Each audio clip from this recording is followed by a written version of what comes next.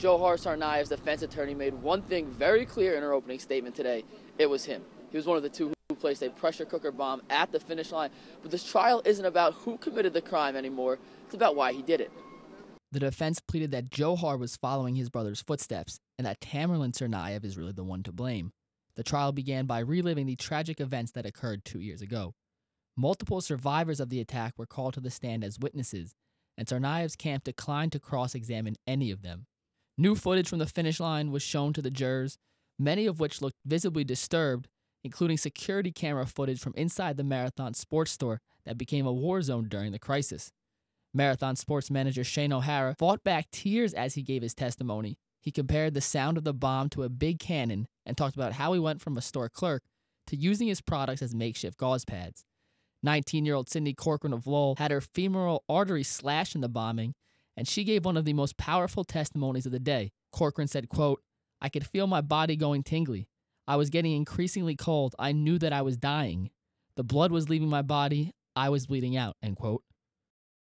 It was a long, exhausting day for everybody here at the courthouse. Tomorrow, more victims of the attack will be here to testify, and one thing to keep an eye on moving forward is whether or not the jury will allow the slip-away boat to be used as evidence. Reporting live from Oakley Courthouse, I'm Mike Lucas.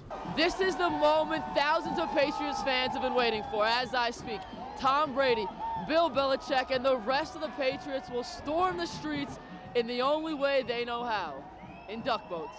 1 year after the Boston Marathon tragedy, the city is back out in full force. The atmosphere down here by the finish line is enthralling, but more importantly, everybody feels safe. While everyone seemingly understands the commuting issues the 2024 Olympics will bring to Boston, some people still like the idea of it, while others not so much. A bat is a baseball player's livelihood. That's your weapon, you know, it's your everyday work. But not every bat is made the same. Ashwood had been the most common type of bat.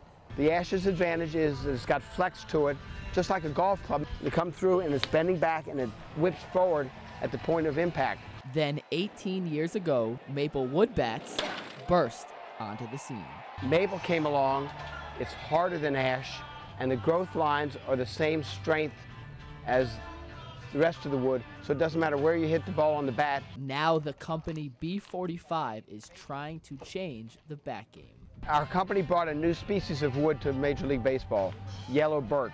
Maple wood is strong and firm, ash is flexible, but Kramer says the yellow birch wood used in the B45 bats combine the best of both worlds.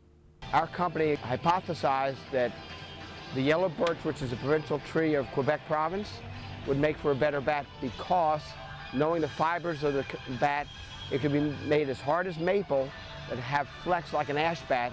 All-star catcher Jonathan Lucroy and Boston Shane Victorino are two players who have made the switch to yellow birch. Everybody has their own opinion on what a bat should feel like, but you know, for me, it's about controlling the barrel, having a good feel, and you know, understanding that you know, that's the thing that I go to work. That's my bread and butter. This year, more than 30 major leaguers will use B45 bats, which are similarly priced to maple and ash bats.